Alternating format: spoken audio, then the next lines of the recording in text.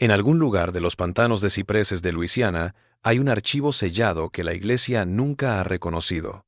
12 certificados de nacimiento, todos entre 1847 y 1852, todos con el mismo padre. Un hombre, una posesión, no una persona. El Vaticano recibió en octubre de 1852 una misiva que fue clasificada de inmediato bajo el máximo nivel de secreto, reservado para cuestiones capaces de hacer tambalear la fe.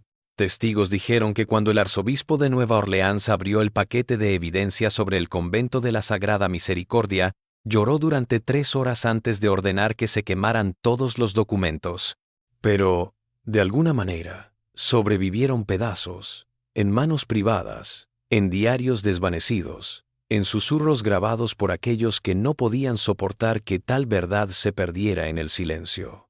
La versión oficial es que el convento simplemente cerró por falta de fondos, pero las 12 monjas que hicieron sus votos allí desaparecieron de todos los registros de la iglesia la misma noche de noviembre, como si nunca hubieran existido. La verdad de lo que ocurrió en la Sagrada Misericordia no se destapó con un escándalo. Se destapó con lo que los feligreses de Saint Landry lo consideró un acto de caridad inusual.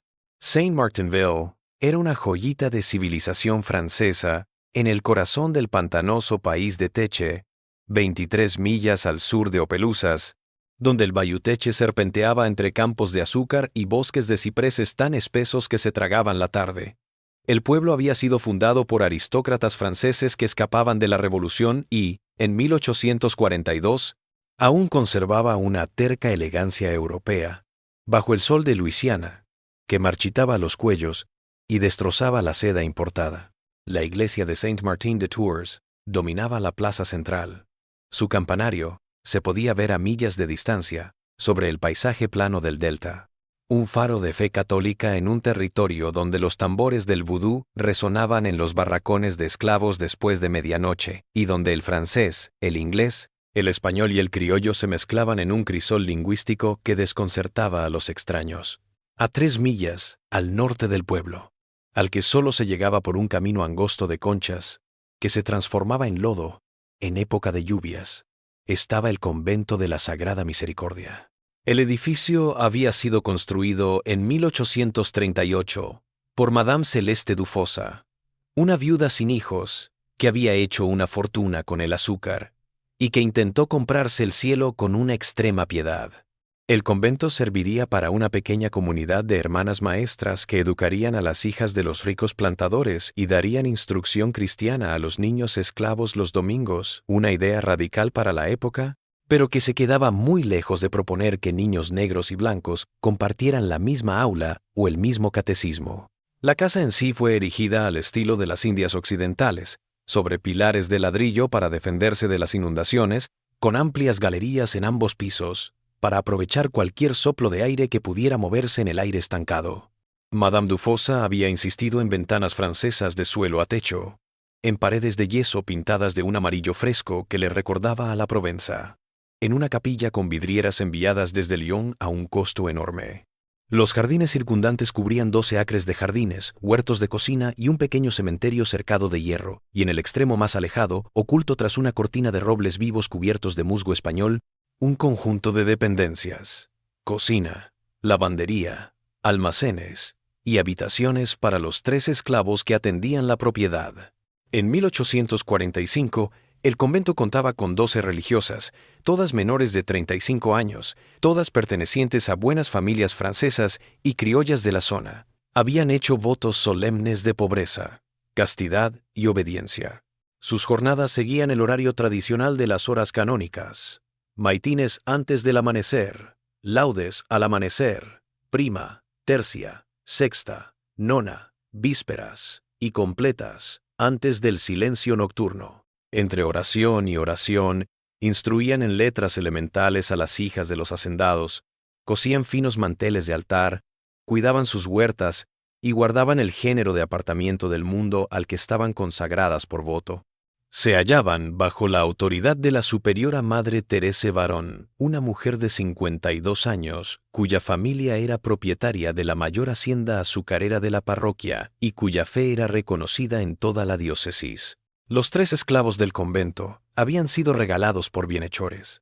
Una vieja cocinera llamada Ela, su hija Margot, lavandera, y para los trabajos pesados en las huertas, los edificios, la tala de madera y la limpieza de zanjas de drenaje, un joven cuyo nombre quedaría grabado en aquellos 12 certificados de nacimiento. Se llamaba Matías y había sido adquirido para el convento en marzo de 1845 en una venta de bienes en Nueva Iberia. Tenía 22 años, la piel inusualmente clara, producto de generaciones de matrimonios obligatorios entre esclavas y sus amos, 6 pies de altura, hombros anchos y la clase de inteligencia tranquila que ponía nerviosos a algunos hombres blancos y les hacía pensar que sería un buen sirviente de la casa. El convento desembolsó $650 por él, precio que el albacea de Madame Dufosa juzgó apropiado para un hombre sano en su mejor momento. En la factura de venta se leía: hombre negro probable, sano de cuerpo, fuerte de extremidades, carpintero y jardinero, dócil. Lo que la factura de venta no decía, porque esas cosas no importaban en las ventas de propiedades, era que Matías sabía leer, una habilidad peligrosa, que había aprendido en secreto de la hija del capataz en su antigua plantación. No decía que su madre había sido vendida cuando él tenía 7 años, que había visto a su padre ser golpeado hasta la muerte por el crimen de mirar a un hombre blanco a los ojos. Tampoco hablaba de las cicatrices en su espalda por un latigazo que recibió cuando tenía 15 años por el crimen de pedir permiso para ver a su hermana en una plantación cercana. Tales cosas no eran su worth. His worth lay in his muscles, his youth, his projected years of work. Las hermanas, en cambio, lo trataban con la amable lejanía que su religión ordenaba para todas las criaturas de Dios. No le hablaban, eso habría sido una familiaridad indebida, sino que daban las órdenes por medio de la Madre Superiora Terese, quien las comunicaba con la misma eficiencia lacónica con que manejaba todos los asuntos prácticos. Dormía en una pequeña habitación al lado del cobertizo de herramientas, comía solo, y se esperaba que se mantuviera fuera de la vista, a menos que se le llamara para un trabajo. Arregló el tejado de la capilla cuando las tormentas de invierno rompieron tejas. Mantuvo las zanjas de drenaje que impedían que la propiedad se inundara. Cuidó los huertos de hortalizas que nutrían a la comunidad. Era, en todos los aspectos prácticos, un fantasma que hacía maravillas de trabajo sin tener un alma a la que reclamar reconocimiento. El trato funcionó sin problemas durante 8 meses. Entonces, en noviembre de 1845, algo cambió en el bien ordenado mundo del convento, aunque qué precisamente y cómo se convertiría en objeto de acalorado debate entre aquellos pocos que conocían lo suficiente como para discutirlo. La primera señal de que algo andaba terriblemente mal no surgió de dentro del convento, sino de las notas de Monsieur Laurent Guidry, cuya huerta colindaba con el convento por el este. Monsieur Guidry era un hombre cuidadoso, que tomaba su café matutino en su galería exactamente a las 6 en punto todos los días, observando el amanecer y haciendo un inventario mental del estado de sus campos, sus bestias, sus esclavos y, por extensión, el orden moral de su parte del mundo. A fines de abril de 1846, observó que la hermana Marie-Thérèse, quien a menudo trabajaba en el jardín de hierbas del convento, que se podía ver desde el borde de su propiedad, se había engordado. Para junio, otras 3 hermanas que a veces veía entre los árboles mostraban los mismos cambios en sus formas. Para agosto, cuando comentó sus hallazgos a su esposa, Adeline, en la cena, ella lo calló horrorizada. «Debes estar equivocado», dijo, su voz cayendo a un susurro a pesar de que estaban solos en su comedor. «Tales cosas no pueden ser. Sé lo que vi», repitió Guidry. 4 de ellas, tal vez 5, todas en el mismo estado.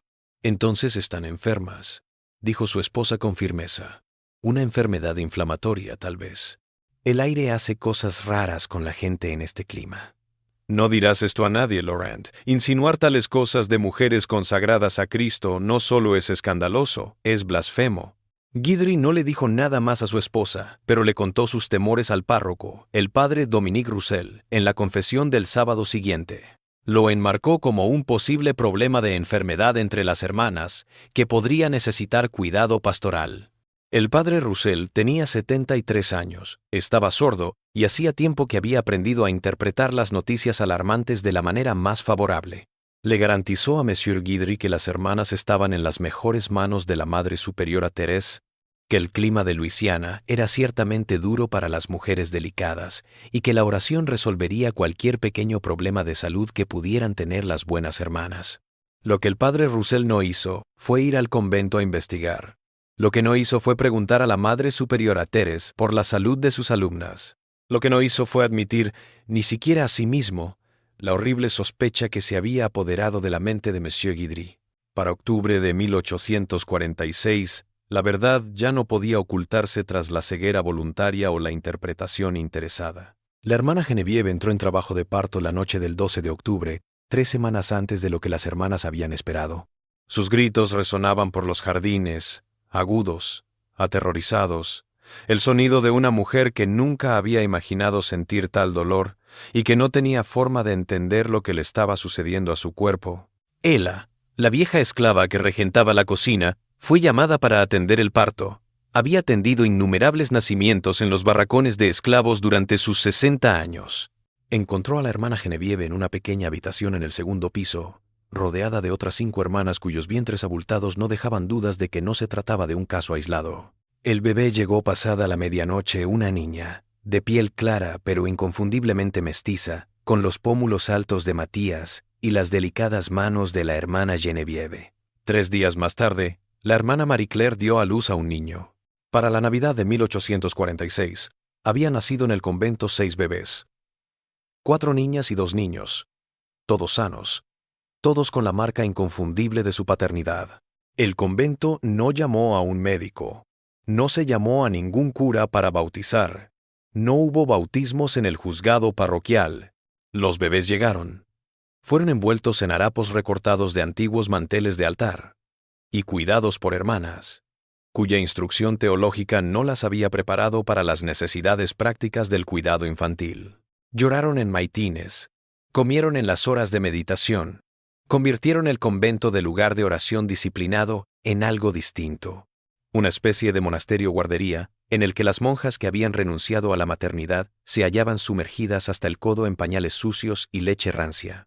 Y sin embargo Matías seguía trabajando en los jardines, arreglando vallas, cortando madera, su expresión una máscara en blanco que no decía nada de lo que pensaba, sentía o comprendía de su parte en el desastre que se desarrollaba a su alrededor. La Mère Supérieure Thérèse supo que el silencio ya no bastaba. La situación requería intervención, pero el tipo de intervención que se necesitaba era un enigma teológico y práctico que sus 52 años de fe inquebrantable no la habían preparado para resolver. Le citó en su despacho una mañana de enero de 1847, la primera vez que le dirigía la palabra en los 22 meses que llevaba en la propiedad. Él se detuvo en la puerta, el gorro en las manos, la mirada fija en algo más allá de su hombro izquierdo, como era la costumbre. «¿Entiende la magnitud de lo que pasó?», dijo ella. No era una pregunta. «Sí, señora», dijo en voz baja. «Estas mujeres hicieron votos solemnes a Dios. Se despojaron del mundo, de la carne, de todo apego. Lo que ocurrió aquí no es pecado, es sacrilegio». Matías se quedó callado. ¿Qué podía decir? ¿Y si no había provocado lo que había ocurrido? ¿Qué había en estos encuentros que fuera tan posesivo como en el resto de su vida? ¿Que el consentimiento no era una palabra para un hombre que podía ser vendido o asesinado por el capricho de sus dueños? Pero ninguna de esas cosas importaba a la mujer sentada frente a él, su rostro pálido y demacrado, por un escándalo que amenazaba con destruir todo lo que había logrado. «Han nacido 6 niños», continuó.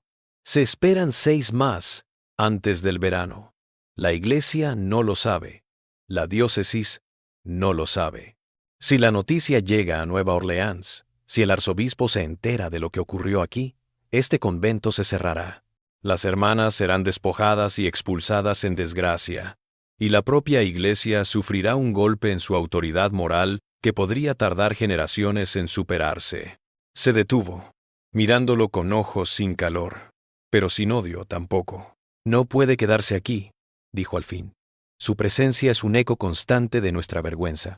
Pero tampoco puede ser vendido, porque quien lo compre podría descubrir por qué fue vendido. Y harían preguntas a las que no podemos responder. ¿Entiende su lugar? Usted es a la vez nuestra perdición y el único testigo al que nunca debemos escuchar. La solución que la Madre Superiora Teres concibió fue tan realista como despiadada. Matías se quedaría en la finca, pero sería reubicado en el punto más distante de la propiedad, en una cabaña que una vez había sido ocupada por el antiguo capataz, tan adentrado en el bosque de cipreses, que las campanas de la capilla apenas se oían. Seguiría trabajando en el convento, pero de noche o muy temprano, antes de que las hermanas bajaran a laudes, o por la tarde, durante el tiempo en que las galerías estaban desiertas. Se convertiría en un fantasma mayor de lo que era antes, un espectro que apoyaba a la sociedad, pero que nunca más debía ser visto por aquellos cuyas vidas había cambiado para siempre. Mientras tanto, los bebés tenían su propio problema complicado. No podían quedarse en el convento para siempre. Los niños necesitaban explicaciones y, cuando crecieran, necesitarían educación, posición social, derechos legales. Pero no podían ser simplemente borrados como se podría hacer con un objeto no deseado. Fueran cuales fueran sus orígenes, eran almas bautizadas, y la enseñanza católica era explícita en la santidad de la vida, incluso de vidas concebidas en situaciones que la Iglesia consideraba detestables. Durante los siguientes 18 meses, mientras las otras 6 hermanas daban a luz a sus hijos, la Madre Superiora Teresa arregló en secreto que cada niño fuera colocado en hogares de parroquias lejanas, Nueva Orleans, Baton Rouge, Mobile, incluso tan lejos como Natchez. A las familias que acogieron a estos niños, se les dijo que eran huérfanos de un convento en Francia, que sus madres habían muerto al dar a luz, que eran hijos ilegítimos de ricos plantadores, que deseaban salvaguardar sus nombres. El dinero cambió de manos. Donaciones para garantizar que los niños fueran criados en buenos hogares católicos, educados, tal vez incluso liberados para ingresar a la sociedad blanca, si su tez lo permitía. Para agosto de 1848, los 12 hijos habían nacido y habían sido retirados en secreto del convento. El último fue un niño, nacido el día de la fiesta de la Asunción, el 15 de agosto, de la hermana Angélique. Fue ubicado en una familia en Natchez que lo tomó por huérfano de un plantador francés y su amante cuarterona. El convento volvió aparentemente a su normalidad. Las hermanas se levantaron para maitines, rezaron los oficios, les enseñaron a las hijas de los plantadores sus letras y su catecismo. Siguieron pretendiendo que nada inusual había sucedido en su interior, pero algo se había quebrado en el orden de su vida colectiva. El voto de silencio, una vez disciplina espiritual, se transformó en una carga psicológica casi insoportable. No podían hablar de lo que había pasado, ni entre ellas, ni en confesión, ni siquiera en sus oraciones. El peso de aquel secreto inconfesable se asentó sobre ellas como el aire denso antes de la tormenta, haciéndose más pesado con cada estación. La hermana Genevieve, la primera en parir, empezó a tener dolores de cabeza que la dejaban en cama. La hermana Marie Claire dejó de alimentarse y se puso tan delgada que la Madre Superiora tuvo que forzarla a tomar caldo para mantenerla con vida. La hermana Thérèse Mélin, la menor con 23 años, se rascaba los brazos hasta sangrar y disimulaba las cicatrices bajo sus mangas largas. Y Matías, en su cabaña al final de la finca, vivía tan aislado que a veces pasaba días sin hablar una sola palabra en voz alta. Talaba madera, desbrozaba, arreglaba vallas por la noche, y se preguntaba, en las noches en que el sueño no llegaba, si Dios lo había maldecido o lo había salvado, y si había alguna diferencia entre ambas cosas. La misiva que finalmente llegó al Vaticano no fue redactada por la Madre Superiora Teresa, sino por la hermana Jean-Baptiste, la última en concebir y la más atormentada por lo que había hecho. Tenía 31 años, era hija de un notario de Lafayette, y antes de hacer sus votos, había sido la más intelectual de su familia. Una mujer que leía poesía en latín y escribía diarios detallados de su crecimiento espiritual. En la primavera de 1850, 2 años después del último niño, la hermana Jean-Baptiste comenzó a escribir la historia de lo que había ocurrido en la Sagrada Misericordia.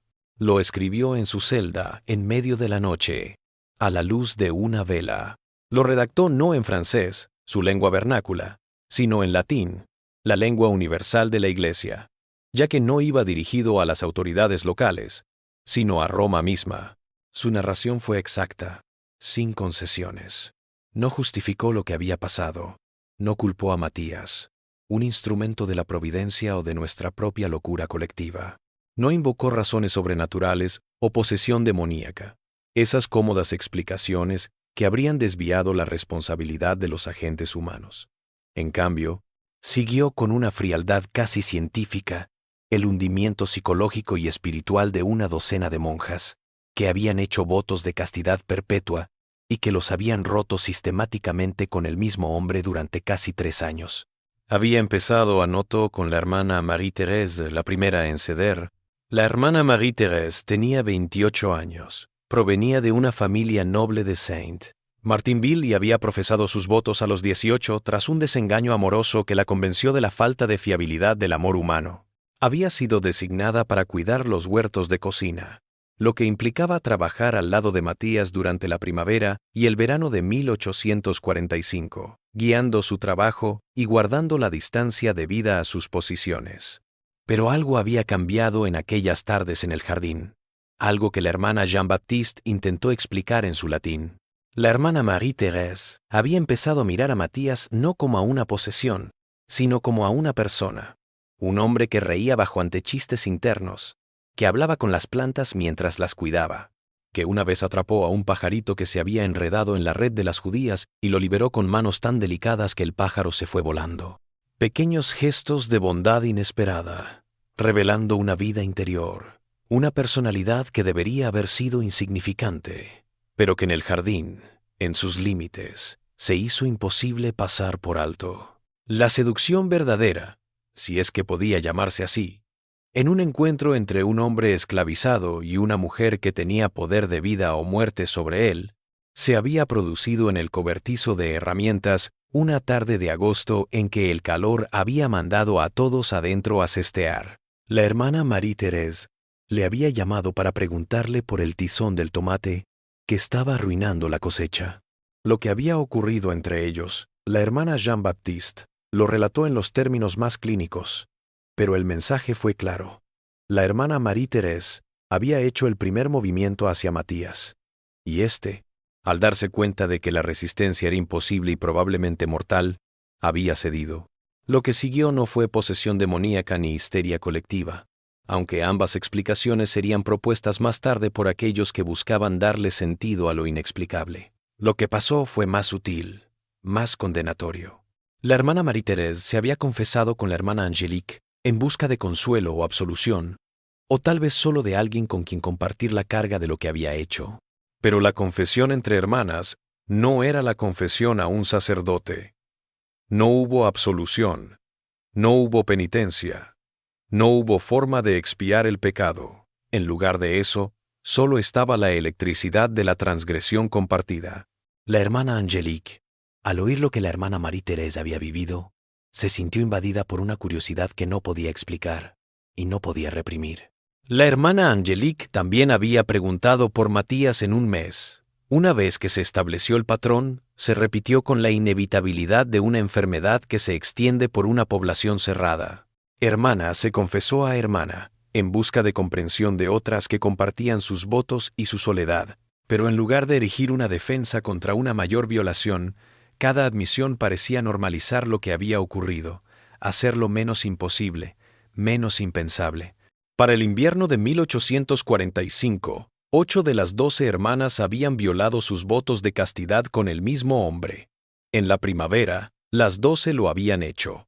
La hermana Jean-Baptiste intentó racionalizar la mentalidad colectiva que lo había hecho posible. ¿Cómo podían 12 mujeres respetables, todas creyentes, todas consagradas por votos religiosos, haber tomado parte en algo tan contrario a todo lo que decían creer?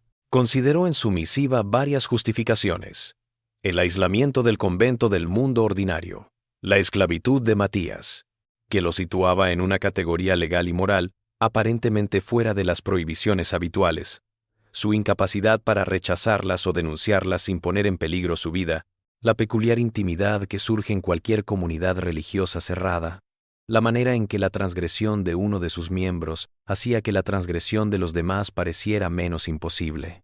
Pero al final admitió, no podía explicarlo ni siquiera para sí misma. Solo podía registrar lo que había ocurrido y dejar que mentes más perspicaces decidieran qué si es que algo significaba.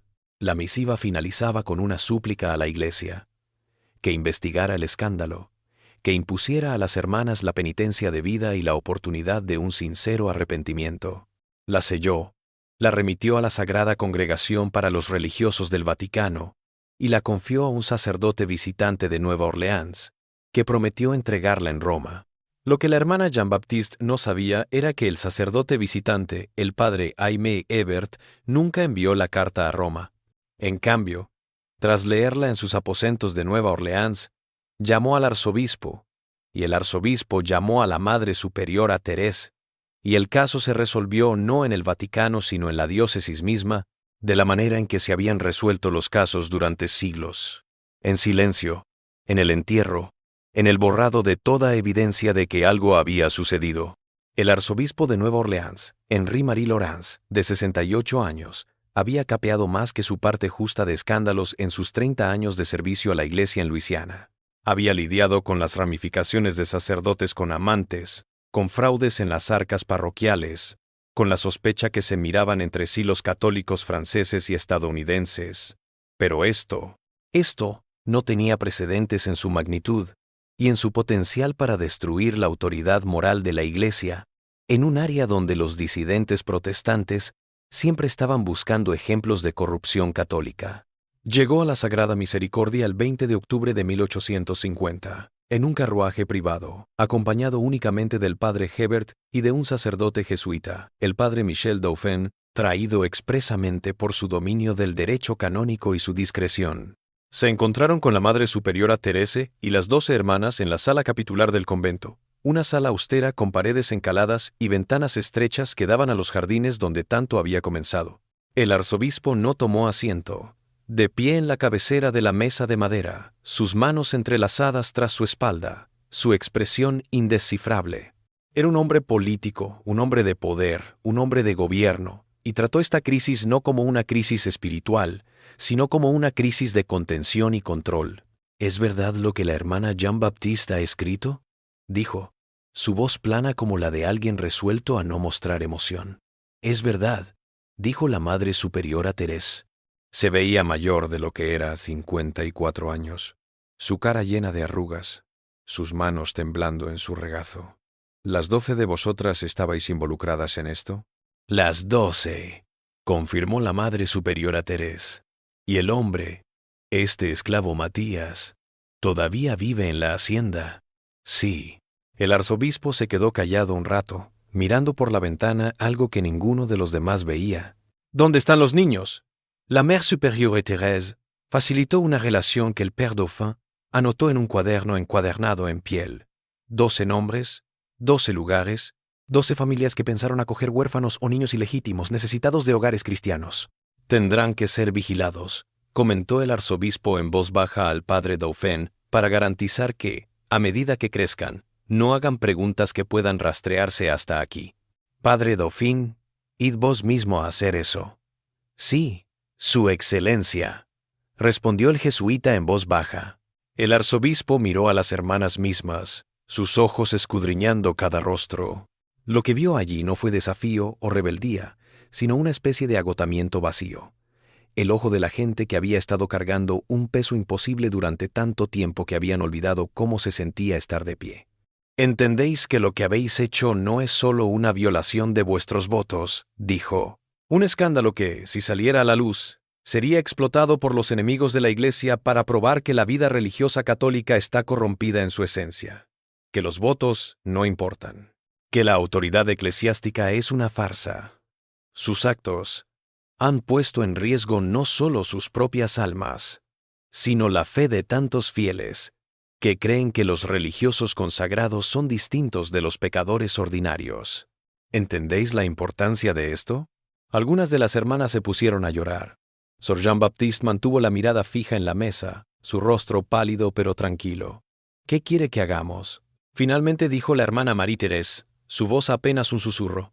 El arzobispo respiró hondo. «Saldrán de aquí esta noche. Serán distribuidas en distintos conventos de la región, una hermana por comunidad. Nunca podrán estar dos juntas. Tomarán nuevos nombres. Nunca más volverán a mencionar lo que ocurrió aquí, ni entre ustedes, ni en confesión, ni en sus lechos de muerte. Se mantendrán bajo juramento de secreto eterno, bajo pena de excomunión inmediata y condenación eterna. Han de vivir en oración y penitencia, pero en silencio y separadas las unas de las otras. ¿Y Matías?, preguntó la Madre Superiora Terés. El rostro del arzobispo se tensó. El hombre es un problema. No puede ser liberado, porque la gente libre pregunta y narra. No se puede vender por lo mismo. Su mera presencia pone en peligro todo lo que intentamos proteger. La implicación quedó suspendida en el aire, fea e inconfundible. Su excelencia. El padre Eber dijo con cuidado. La Iglesia no puede considerarse que aprueba el asesinato. La Iglesia no aprueba nada, dijo el arzobispo con frialdad. La Iglesia no sabe lo que pasó aquí. La misericordia cerrará por problemas económicos. La hacienda será vendida, y en el caos del cierre, un esclavo que trabajaba en las tierras desaparecerá. Cosas que pasan en Luisiana. Los esclavos escapan, o se accidentan, o son vendidos en secreto a lugares lejanos. Nadie va a mirar demasiado de cerca. A nadie le importará, con tal de que la versión oficial sea creíble. La hermana Jean-Baptiste se puso en pie de golpe. Su silla rechinó en el suelo. No puede desear su muerte. Él no tuvo nada que ver, más inocente que nosotras. Nosotras teníamos el control. Comenzamos todo lo que pasó. Él no tuvo control sobre nada. El arzobispo la observó con algo que podría haber sido lástima o desprecio. Hermana, se preocupa por el alma de un hombre al que ha dañado profundamente, pero su opinión no se ha pedido en el asunto. La decisión está tomada. El padre Dauphin hará que se realice con misericordia y rapidez. No lo permitiré, dijo la hermana Jean-Baptiste, su voz elevándose. Escribí mi carta para prevenir tal injusticia. Si sigue en este plan, volveré a escribir a Roma. Voy a revelar todo. Usted no hará nada, dijo el arzobispo, y por primera vez la ira real se filtró en su voz. Porque si revela este escándalo, destruirá no solo a usted y a estas hermanas, sino la fe de miles de católicos que confían en la Iglesia para su alimento espiritual. Les dará a los críticos protestantes el arma que han estado buscando durante siglos para probar que el catolicismo es corrupto en su esencia. Va a minar la obra misionera que está extendiendo el Evangelio a la frontera. Sacrificará a miles de seres humanos en aras de la vida de un solo hombre. Un hombre que ante la ley y ante la mayor parte del mundo ni siquiera es una persona, sino una posesión. ¿Ese es el trato que quiere hacer? Lo que siguió se relató de manera diferente en varias cuentas contradictorias, y la verdad sigue siendo objeto de debate entre aquellos que estaban al tanto como para discutir algo. En el registro consta que el convento de la Sagrada Misericordia se clausuró el 3 de noviembre de 1850 por problemas económicos y el deterioro de la salud de algunas hermanas. La propiedad fue adquirida por un hacendado de la parroquia de Assumption, que transformó los edificios en un ingenio azucarero. Las hermanas fueron dispersadas en distintas comunidades religiosas de la región. Los esclavos que habían trabajado para el convento, Ela, Margot y Matías, fueron vendidos en la liquidación del convento. Esto es lo que quedó asentado en los registros diocesanos, en los papeles legales guardados en el juzgado parroquial, en el pequeño anuncio de la prensa católica de Nueva Orleans. Pero hay otra historia, una que sobrevivió solo en los diarios personales de los participantes y en el boca a boca de las familias que tenían motivos para recordar. Según estas fuentes, la verdad era mucho más complicada y mucho más peligrosa de lo que decía la versión oficial. La noche del 31 de octubre de 1850, 3 días después de la visita del arzobispo, la hermana Jean-Baptiste salió del convento después de completas y se dirigió a través del bosque de cipreses a la cabaña donde vivía solo Matías. Lo halló en el porche angosto, labrando a la luz de la luna una pieza de carpintería con herramientas que parecían antiguas en sus manos. «Van a matarte», dijo sin rodeos. Matías dejó su cuchillo lentamente, pero sus manos no temblaron. «Lo sé», susurró. «¿Lo sabe?» Lo supe en cuanto llegó el arzobispo. Tal vez antes, hombres como él no atan cabos. Soy el cabo más suelto que existe. La hermana Jean-Baptiste se dejó caer en los escalones del porche, su hábito amontonándose a su alrededor en la noche. Durante un largo rato, ninguno habló. En algún lugar del pantano, un caimán rugió. un sonido tan familiar como la respiración durante sus años en la Sagrada Misericordia.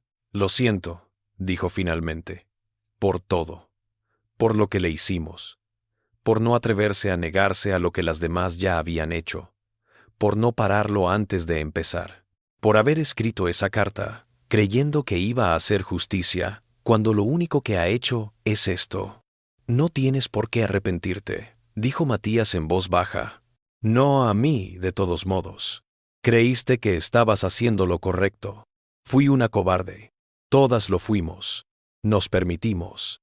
Nos mentimos a nosotros mismos, diciendo que no era pecado porque usted no era realmente, debido a su posición. Inventamos excusas para violar todo lo que proclamamos creer.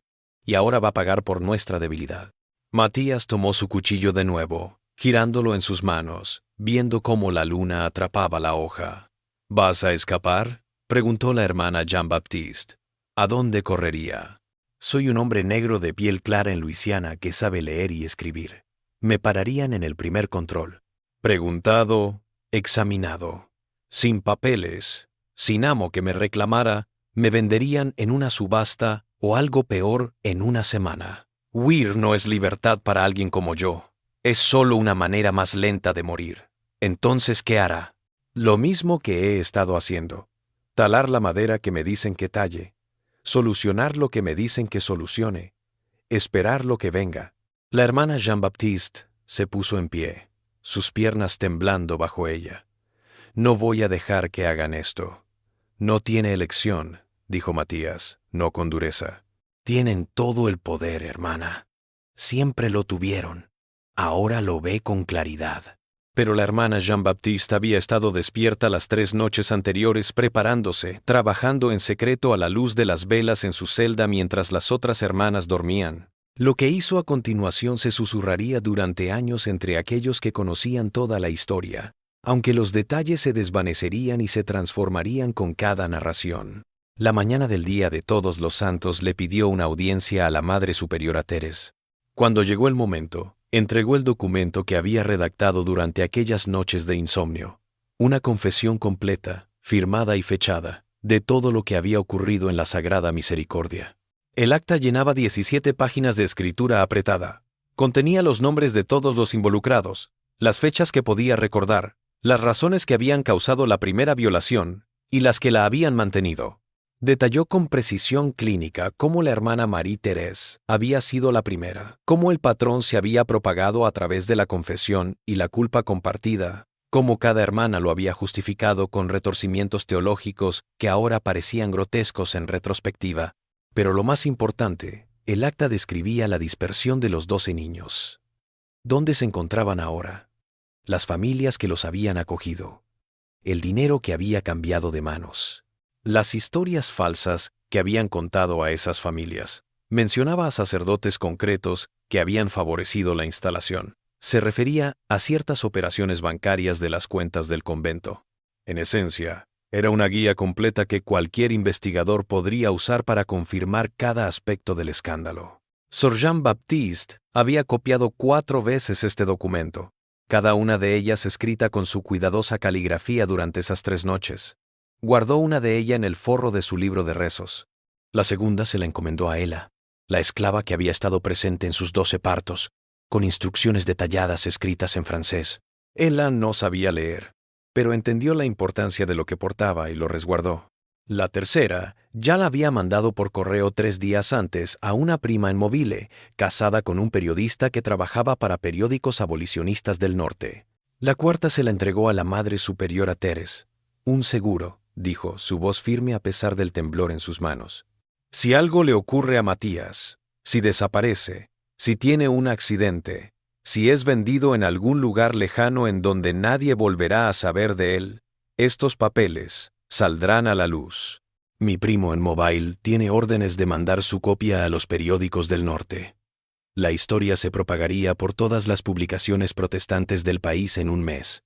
La Iglesia sufriría no solo una vergüenza local, sino una crisis nacional.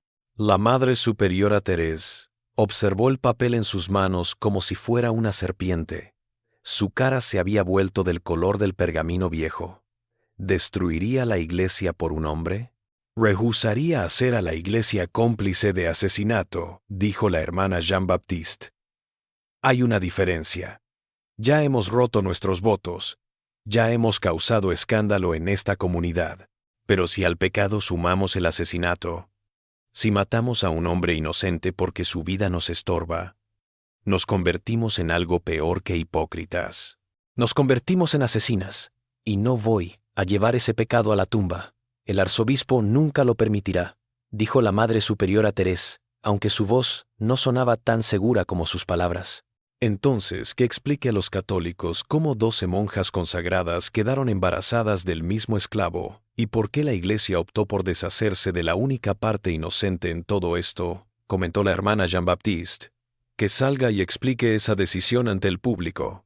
Lo que sucedió en los siguientes 5 días se llevó a cabo en secreto tras puertas cerradas, con solo los jugadores clave al tanto del juego. La Madre Superiora Thérèse llevó el ultimátum de la hermana Jean-Baptiste al arzobispo. La reunión, según trozos de testimonio dados más tarde por el padre Hebert, fue explosiva. El arzobispo amenazó con la excomunión, amenazó con hacer que la hermana Jean-Baptiste fuera encerrada en un manicomio, amenazó con usar toda su influencia para destruir a su familia en toda Luisiana. Pero bajo la furia, había un cálculo frío que reconocía su vulnerabilidad.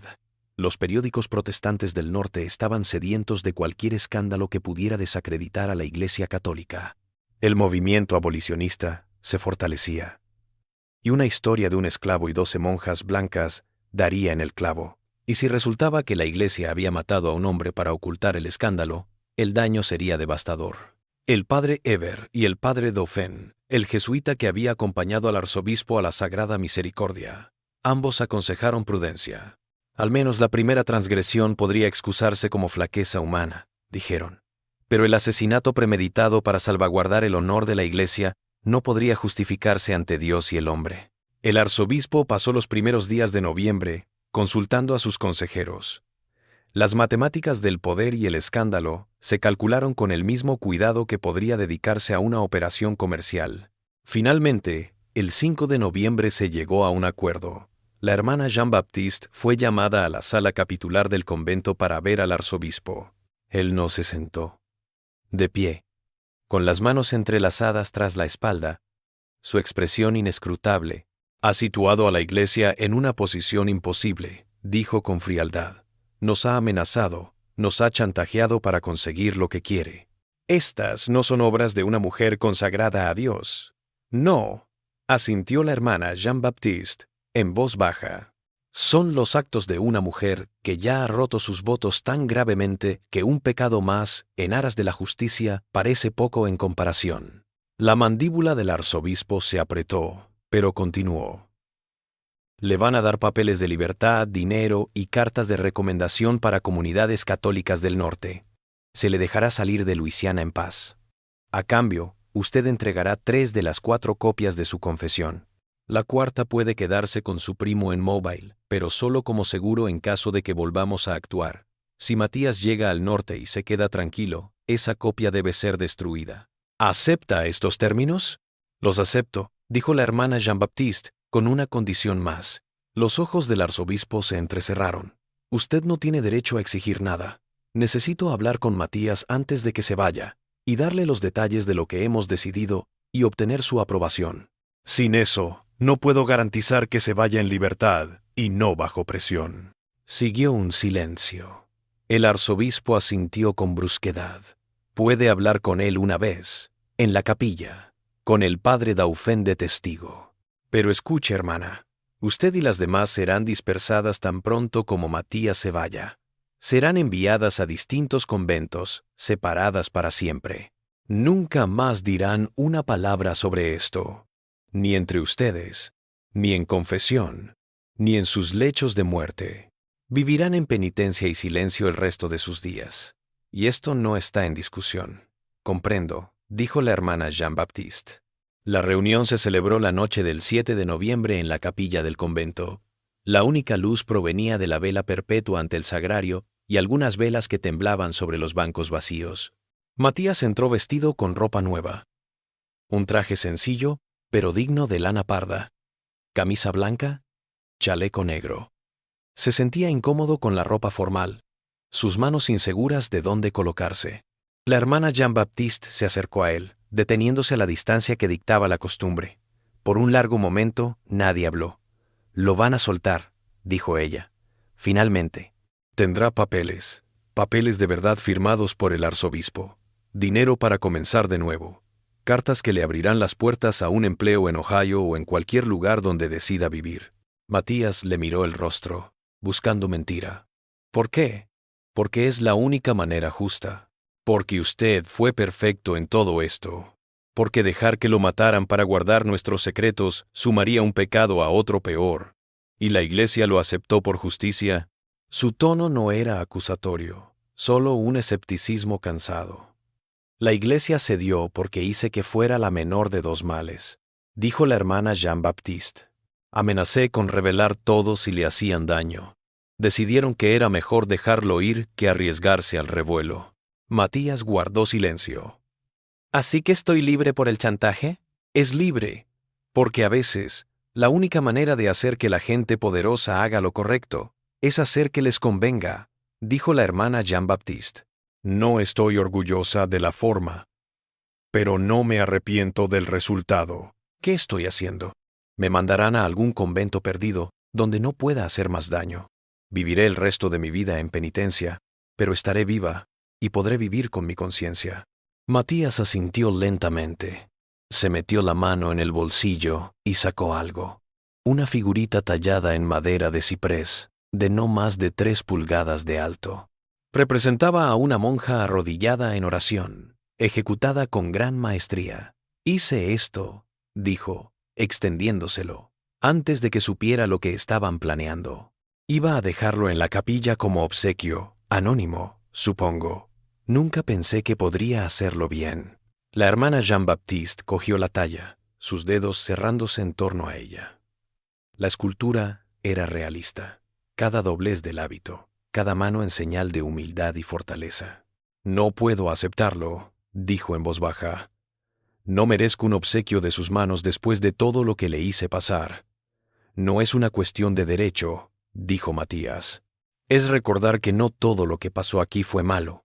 Hubo momentos, pequeños momentos, en los que pensé que tal vez había algo bueno en todo este desastre. Esas cosas también sucedieron, y necesito pensar que lo hicieron, aunque todo a su alrededor estuviera destrozado». Los ojos de la hermana Jean-Baptiste se llenaron de lágrimas. «Es más de lo que cualquiera de nosotras merece. Estoy cansado, hermana, cansado de llevar el odio. Si me llevo todo eso al norte, se habrán llevado más que mis años aquí. También habrán tomado mi futuro. Así que elijo recordar que usted peleó por mí cuando no tenía por qué, que arriesgó todo por alguien que la mayoría del mundo considera que no vale la pena salvar. Eso importa. Eso es lo que me llevo». Se quedaron en silencio un rato más. Entonces Matías asintió una vez, se giró y salió de la capilla, sus pasos resonando en el suelo de madera hasta que se perdieron en la noche. La hermana Jean-Baptiste se quedó sentada en el banco, la talla firmemente en sus manos, hasta que el padre Dauphin le dio un suave toque en el hombro y le dijo que era hora de regresar a su celda. El 8 de noviembre de 1850, Matías recorrió por última vez el camino de Conchas desde la Misericordia.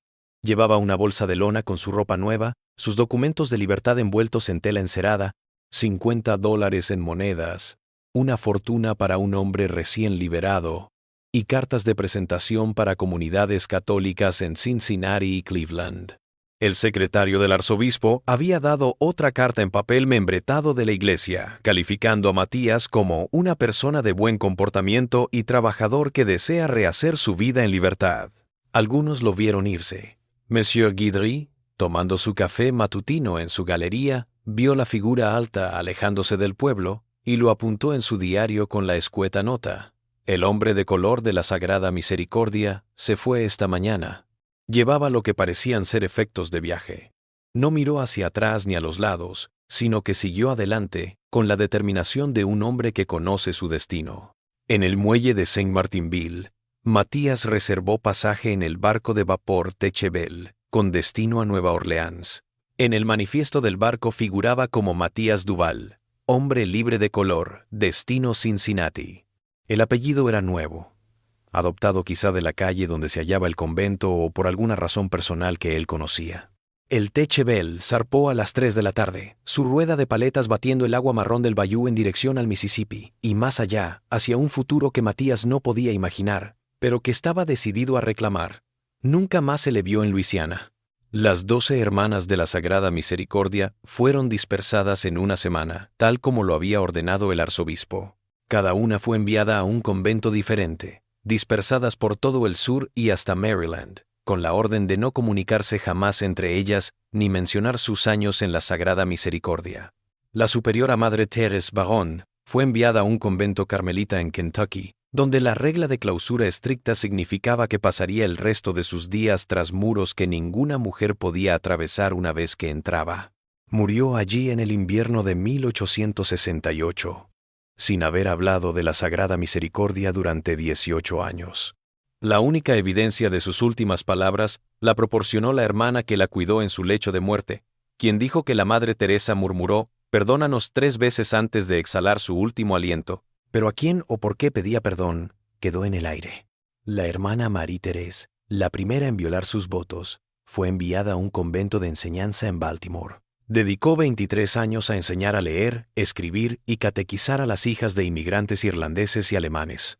Según misivas archivadas en el convento, fue una buena maestra pero extrañamente reservada, que nunca hablaba de su pasado y cambiaba de tema al mencionarse su antiguo cargo. Murió de consunción en 1873, a los 56 años, y fue sepultada en el cementerio del convento bajo una losa sin más inscripción que su nombre religioso y las fechas de nacimiento y defunción. La hermana Angélique, la más joven, y la madre del último niño nacido en la Sagrada Misericordia, fue destinada a un convento misionero en Arkansas que atendía a indios Creek y colonos blancos dispersos. Las condiciones eran brutales. Las hermanas vivían en chozas toscas, sobrevivían a base de harina de maíz y cerdo salado, y siempre estaban amenazadas por enfermedades y ataques ocasionales. Sor Angélique vivió 7 años antes de enfermar de malaria que la dejó tan débil que ya no podía trabajar. Fue trasladada a un convento mayor en Little Rock, donde falleció en 1859, a los 32 años. Su última carta a la Madre Superiora en Little Rock solo tenía una línea: «He pagado mi deuda y estoy lista para mi juez». La hermana Jean-Baptiste fue asignada al lugar más aislado que el arzobispo pudo encontrar, una misión en la selva de Alabama, a 40 millas del pueblo más cercano, donde 2 ancianas monjas atendían a una población dispersa de granjeros y los restos de tribus indias desplazadas. Llegó en noviembre de 1850 y estaría allí los siguientes 34 años hasta su muerte en 1884. Las condiciones en la misión de Alabama eran inhumanas para cualquier estándar. Las hermanas habitaban en una cabaña de troncos con agujeros en las paredes por donde se filtraba el viento y la lluvia. Cosechaban su propia comida, traían su propia agua, hacían sus propias velas y jabón. La hermana Jean-Baptiste, hija de un notario acomodado, aprendió a cortar leña, a cultivar y cosechar maíz, a curar heridas y enfermedades con hierbas del bosque. Pero también escribía. A pesar del aislamiento, a pesar de la dificultad física, llevó diarios detallados durante sus años en Alabama. Escribió en francés, en latín, a veces en inglés. Cuando se dirigía a las autoridades locales por provisiones o ayuda, tradujo textos religiosos al griego, colaborando con hablantes nativos para garantizar la exactitud. Y lo más importante, dejó un informe de lo ocurrido en la Sagrada Misericordia, no como confesión o justificación, sino como mero registro de sucesos que consideraba que no debían perderse en el silencio conveniente. Este documento permaneció en su posesión hasta su fallecimiento. Lo que le ocurrió después se desconoce.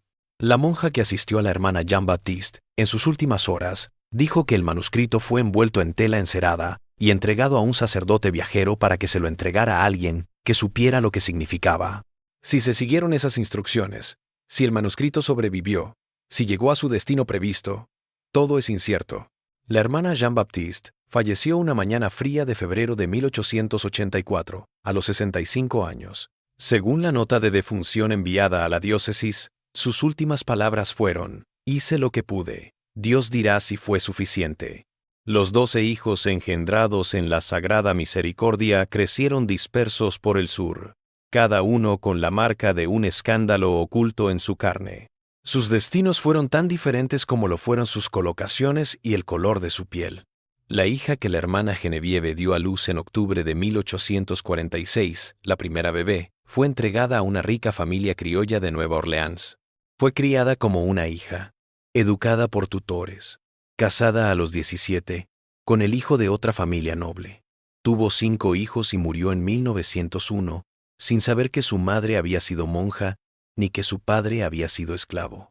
Sus herederos trajeron sus ojos claros y pómulos altos, rasgos genéticos que surgieron de la nada varias generaciones después. El hijo de la hermana Marie Claire, un niño demasiado oscuro para pasar por blanco en la sociedad, fue colocado con una familia negra libre en Baton Rouge que operaba un negocio cooperativo. Se convirtió en artesano, trabajó con sus manos, se casó con una mujer libre de color cuando tenía 23 años. En la Reconstrucción, incursionó en la política local, trabajando en un comité parroquial, hasta que las leyes Jim Crow hicieron inviable su participación. Murió en 1898, después de haber deshecho la mayor parte de lo que se había logrado durante la Reconstrucción. Pero murió en libertad, rodeado de hijos y nietos que llevaban su nombre. El hijo de Sor Angelique, el último bebé entregado en la fiesta de la Asunción, fue colocado con una familia en Natchez. Esta familia emigró al oeste de Texas en 1855 en busca de oportunidades en las nuevas tierras. El niño creció en San Antonio, fue peón de rancho, aprendió a montar caballos y a arreglar cercas. Luchó en la Guerra Civil Confederada, alistado como tantos otros hombres de raza mixta lo suficientemente claros como para hacerse pasar por blancos, pero lo suficientemente vulnerables como para ser reclutados. Sobrevivió a la guerra, volvió a Texas y desapareció en el oeste. Algunos informes indican que pudo haber muerto en California, pero la pista se enfría en la década de 1870. 3 de sus 12 hijos fallecieron siendo niños. 2 por fiebre amarilla en la epidemia de 1853 y 1 por escarlatina en 1854. Sus tumbas estaban señalizadas con piedras sencillas que no mentían, pero tampoco decían toda la verdad, solo nombres, fechas y la frase universal: «Dejad que los niños vengan a mí». Los otros 6 niños crecieron, se casaron, tuvieron hijos. Algunos crecieron pensando que eran huérfanos. Otros creyeron que eran los vástagos ilegítimos de plantadores y sus esclavas o amantes libres de color, una narrativa tan común en Luisiana que apenas levantaba una ceja. Nadie conoció toda la verdad sobre sus pasados, y cuando llegaron a hacer preguntas difíciles, aquellos que podían haber sabido habían muerto, se habían dispersado, o estaban obligados por votos de silencio, que ni siquiera la confesión en el lecho de muerte podía violar. Pero la genética perduró. Ojos claros en familias de ojos oscuros, cabello liso en familias de cabello rizado, altura que parecía surgir de la nada. Estas señales pasaron de generación en generación, rarezas inexplicables que las familias observaron y luego olvidaron, sin contexto para entender lo que eran. El paradero de Matías se volvió una incógnita y evidencia esparcida. Los documentos de libertad en Luisiana le otorgaron reconocimiento legal, pero no pudieron eliminar la inseguridad básica de cualquier hombre negro en Estados Unidos, libre o esclavo. El norte era mejor que el sur, pero no era la tierra prometida que algunos esperaban. Ela, la vieja esclava, que había estado presente en los 12 alumbramientos en la Sagrada Misericordia, se mantuvo en contacto con fragmentos de la comunidad negra libre diseminados por toda Luisiana y los estados vecinos. Ella había sido liberada tras el cierre del convento, una condición que la hermana Jean-Baptiste había exigido al arzobispo, y permaneció en Nueva Orleans con su hija Margot hasta su muerte en 1862. En sus últimos años, Ela a veces recibía noticias a través de la red de gente libre de color que se filtraban desde el norte a través de viajeros y cartas y los canales informales que unían a las comunidades negras a lo largo de grandes distancias. Le contó a su hija Margot que había escuchado que Matías llegó bien a Cincinnati, que consiguió trabajo de carpintero, que se casó, tuvo hijos. Si era verdad o lo que Ela deseaba creer, aún estaba por verse. Pero en el censo de 1860 de Cincinnati se le registra como Matías Duval, mulato, carpintero, 37, con una esposa llamada Sara y 3 hijos. Las edades coinciden con el hombre que dejó Luisiana en 1850. La vocación es la misma. El nombre permanece. Si este era en realidad el mismo Matías, y la evidencia circunstancial apunta a que lo era, entonces logró lo que se le había negado toda su vida en Luisiana, una familia que llevaba su nombre, hijos nacidos libres en lugar de en esclavitud. Trabajo por un salario en lugar de por obligación. Una comunidad que lo reconocía como un hombre en lugar de como una posesión. Habría vivido la guerra civil desde Cincinnati. Habría visto llegar refugiados huyendo hacia el norte a medida que avanzaba la guerra. Habría ayudado en el esfuerzo bélico en la forma en que lo hacían los hombres negros en Ohio. Habría sobrevivido para ver la esclavitud abolida, para escuchar la noticia de la rendición de Lee y el asesinato de Lincoln, para probar la esperanza de la reconstrucción y su traición. Los registros de la iglesia parroquial de St. Gabriel en Cincinnati ilustran un Matías Duval que iba a misa regularmente en los años 1860 y 1870, trabajando en comités para asistir a gente que había sido esclavizada y había escapado al norte. Un libro de recibos de un taller de muebles de Cincinnati revela pagos a M. Duval por carpintería a medida en 1871 y 1873. En un acta de matrimonio de 1875 se puede leer el casamiento de Marie Duval, hija de Matías Duval, con Thomas Freeman, obrero. Estos extractos insinúan una existencia discreta, fructífera, en el tipo de anonimato que le permitió a un hombre crear algo duradero de las ruinas de su pasado. Si este era Matías, y todo apunta a que sí, entonces vivió hasta los 61 años, y murió en Cincinnati en el invierno de 1884. El mismo año en que la hermana Jean-Baptiste murió en Alabama. En su certificado de defunción se indicaba como causa de muerte neumonía y como supervivientes una esposa, 3 hijos y 7 nietos. El pequeño obituario en la Gaceta de Cincinnati lo llamó un artesano respetado y feligrés de St. Xavier. Será echado de menos por su familia y la comunidad. Ni rastro de Luisiana, ni de la Sagrada Misericordia, ni de los 12 hijos que había concebido en circunstancias que no podía controlar. Para Cincinnati era solo un hombre libre que había tenido éxito, uno de los miles que habían forjado nuevas vidas en el norte. El edificio que había albergado la Sagrada Misericordia permaneció vacío durante años tras su cierre, pudriéndose lentamente en el húmedo clima de Luisiana. Los nativos lo evitaban, aunque si por superstición o desinterés, nunca quedó claro. En 1855 finalmente fue adquirido por un hacendado llamado Etienne Boudreau, quien lo transformó en un ingenio azucarero. La capilla fue vaciada de su mobiliario religioso. Las vidrieras vendidas a una iglesia en Baton Rouge. El altar profanado. El edificio se incendió hasta los cimientos en 1867, en plena reconstrucción. La causa se declaró desconocida en los registros parroquiales. Aunque los incendios eran frecuentes en aquella época agitada y rara vez se investigaban. Algunos dijeron que eran simpatizantes confederados castigando a Boudreau por colaborar con las autoridades de la Unión. Otros dijeron que eran antiguos esclavos que conocían la historia del edificio y querían borrarlo. La verdad, como tantas otras verdades de aquel tiempo, se perdió en el humo. Los cimientos permanecieron expuestos durante años después, hundiéndose lentamente en el pantano. El cementerio en el borde de la propiedad sobrevivió, su cerca de hierro oxidada pero intacta, sus lápidas señalando las tumbas de hermanas fallecidas antes del escándalo y de mortinatos de familias de plantadores. Para la década de 1890, incluso los cimientos habían sido tragados por la vegetación implacable de Luisiana. La ubicación de la Sagrada Misericordia se convirtió en una leyenda que se desvaneció en el tiempo. Los viejos en St. Martinville podían señalar aproximadamente hacia el norte y decir que el convento estaba por allá en alguna parte, pero las localizaciones exactas se perdieron a medida que morían los hombres y mujeres que lo habían conocido. El escándalo que el arzobispo había temido nunca llegó, al menos no en vida de los participantes. Se transmitió solo en voz baja, de generación en generación, entre aquellos que tenían motivos para recordar. Los descendientes de Ela, que había estado presente en los partos, las hermanas que sabían que algo había ido terriblemente mal, pero nunca pudieron descubrir la verdad.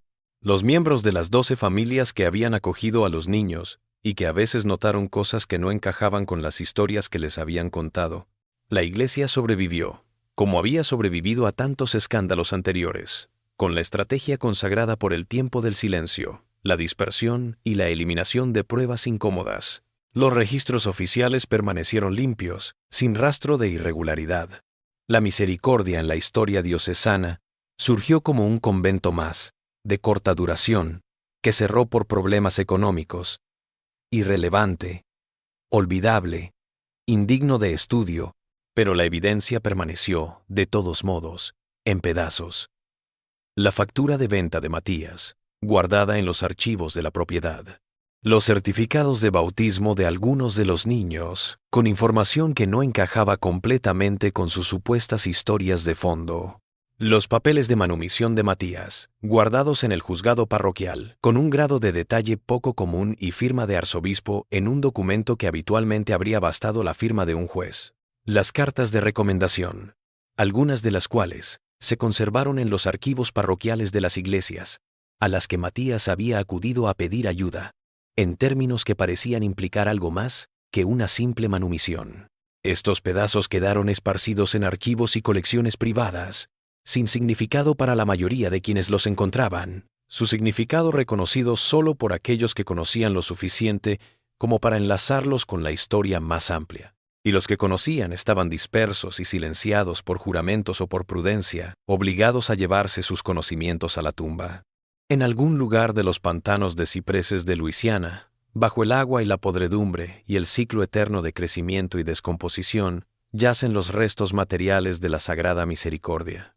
Los ladrillos de sus cimientos, el hierro de sus vallas, las piedras de su cementerio.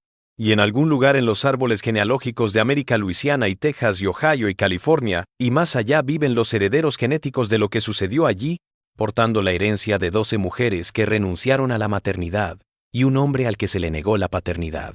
El escándalo se mantuvo sepultado, como el arzobispo deseaba. Pero la verdad, como el agua a través de la piedra caliza, seguía filtrándose a través de los muros de silencio. Se manifestó en cuentos familiares sin sentido, en marcas genéticas inexplicables, en papeles que sobrevivieron cuando deberían haber sido destruidos, en la necesidad humana de entender los orígenes, a pesar de que los orígenes son conocimiento prohibido. La hermana Jean-Baptiste, en su misión solitaria en Alabama, lo había comprendido. Había notado en uno de sus diarios: la verdad es más fuerte que el poder.